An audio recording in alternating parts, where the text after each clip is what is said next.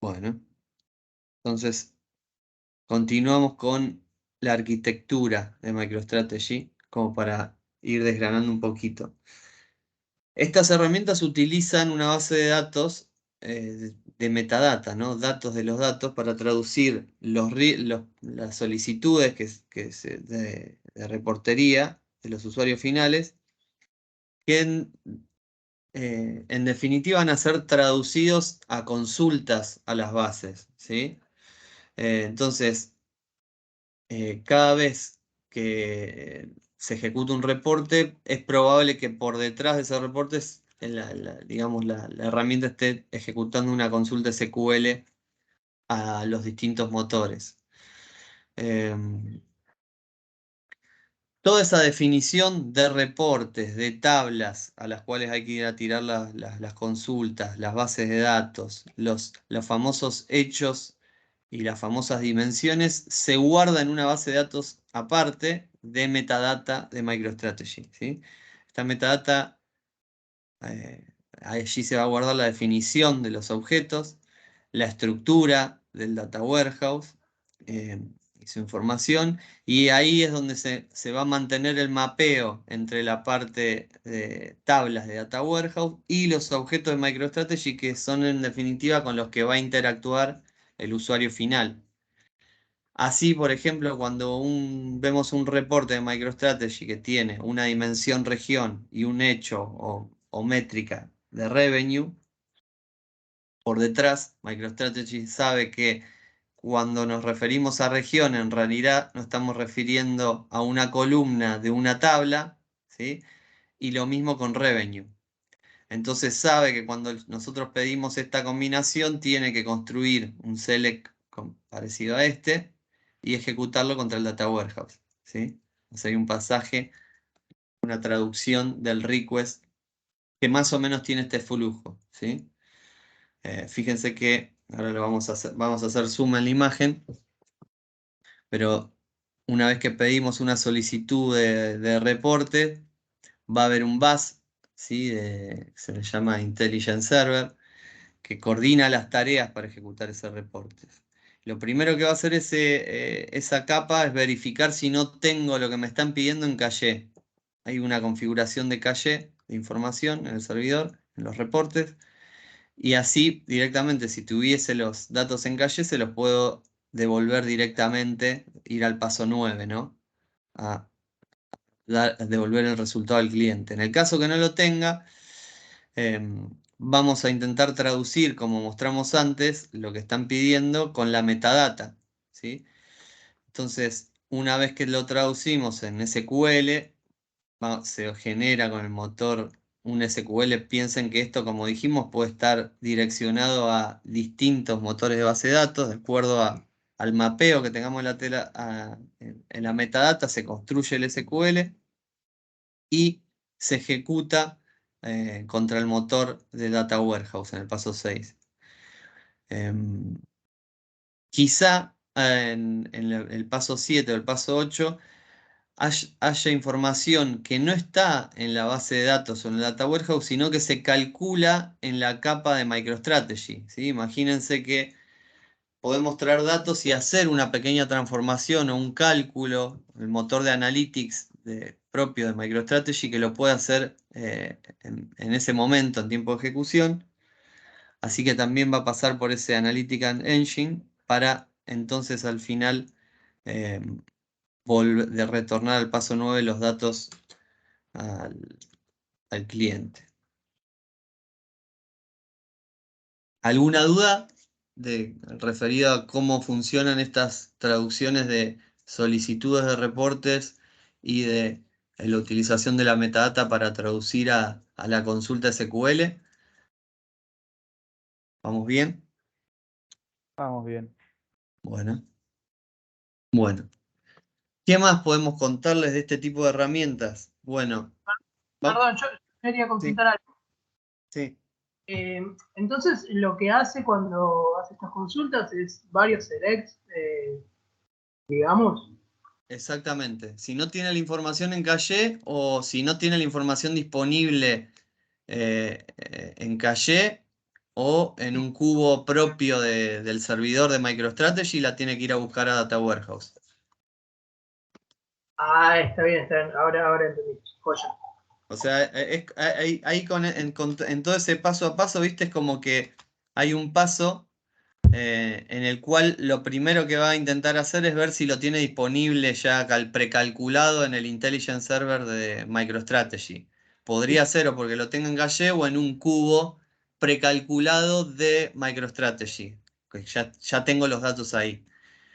En el caso que no tengamos eso, ¿se acuerdan que hablábamos de los modelos híbridos de OLAP, de ROLAP, y que lo habíamos hablado con el tema de cubos? Bueno, este es un híbrido. Si tiene los datos en memoria, los va a utilizar lo que tiene allí. Si no los tiene, los va a ir a buscar al Data Warehouse construyendo un SQL, traduciendo con la metadata. ¿Se entiende? Bien. ¿Y los demás funcionan así? Por ejemplo, Tableau funciona así.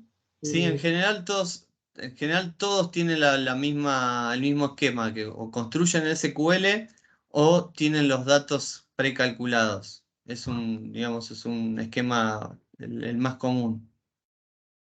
bien. Hay otros, por ejemplo, que directamente hay algo que en vez de SQL se llama MDX, que es un símil SQL, pero las consultas directamente ya son contra un cubo, que puede igual estar en un motor, como por ejemplo SQL Services. Ese es en la parte de análisis services de Microsoft, ya hace precálculos de cubo. Y digamos, la variante que te estoy comentando ahora sería que en vez de que la información esté precalculada en MicroStrategy, también puede estar precalculada en otro motor, ya sea multidimensional o como vimos en la construcción de tablas agregadas y de información consolidada desnormalizada, podría estar ese precálculo igual en otro lado. Bien.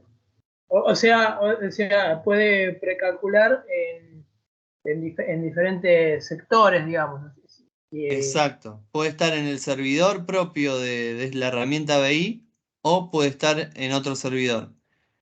Eh, Puede ser inclusive que ese precálculo sea ya un cubo, como lo que te digo de Analysis Services, y en vez de ser lo que construya una herramienta, sea SQL, sea MDX, que es el tipo de lenguaje para queryar un cubo. bien. ¿Sí? Entonces, ¿qué es lo primero que vamos a hacer? Tenemos un servidor de MicroStrategy en blanco, ya tenemos nuestro Data Warehouse cargado y queremos que los usuarios empiecen a utilizar esta herramienta para hacer reportes. Bueno, lo primero que vamos a hacer es crear un proyecto, ¿sí? En la plataforma vamos a crear tantos proyectos como queramos. En general, los proyectos los pueden ver ustedes como algo similar o algo conceptualmente primo de lo que serían los datamarts, porque en definitiva el proyecto está orientado a una parte del data warehouse y seguramente una parte de usuarios que van a acceder a la información que tengo en el data warehouse, ¿sí? Entonces, allí vamos a tener que hacer el mapeo en cada uno de los proyectos, como les decía, de los objetos que tenemos, de las tablas que tenemos de Data Warehouse, y los vamos a mapear a MicroStrategy, ¿sí?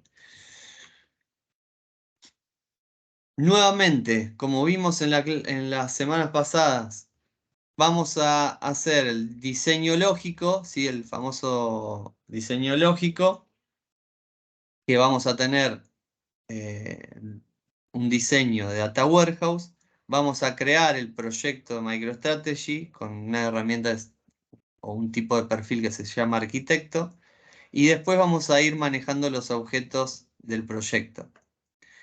Fíjense que acá tenemos una especie de modelo lógico que después se traduce en tablas y después se va a traducir en mapeo. ¿Qué vamos a mapear? Atributos y hechos o dimensiones y hechos. Fíjense que ese famoso DFM del que estamos hablando se va a ver reflejado en este tipo de herramientas.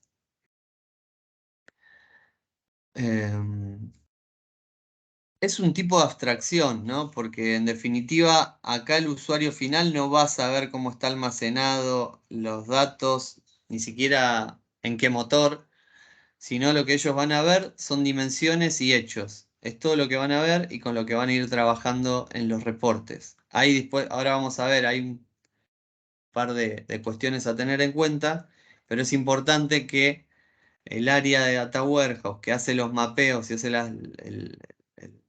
digamos, la traducción de los objetos de la base de Data Warehouse a los objetos de MicroStrategy o las herramientas de BI, tengan en claro los usuarios el modelo de negocio que representa cada uno de estos objetos. ¿Por qué? Porque lo mismo que decíamos decimos con los DFM, tienen que saber que el revenue lo puedo ver por día o por año o por país, o inclusive por color del producto. Digamos, todo que son cuestiones de negocio, tienen que estar al tanto los usuarios que van a interactuar con los objetos que tenemos mapeados en MicroStrategy. Piensen que si es el caso como el que vimos la semana pasada, que tengo distintos DFMs, o sea, distintos dimensionales, hay veces que no todos los hechos pueden cruzar con todas las dimensiones. Como decíamos antes, ¿se acuerdan de el hecho de que vimos el caso práctico la semana pasada de los aviones que estaban siendo reparados? Seguramente ese hecho no cruza con la dimensión de cliente, pues no tiene nada que hacer la dimensión de cliente con ese hecho. Entonces, eso lo tiene que conocer para que todo esto funcione el usuario. Si quiere cruzar esos dos objetos mapeados, seguramente no va a tener los resultados que está esperando. No se pueden cruzar. De Esta, colaboración, toque. sí. ¿Qué te iba a decir?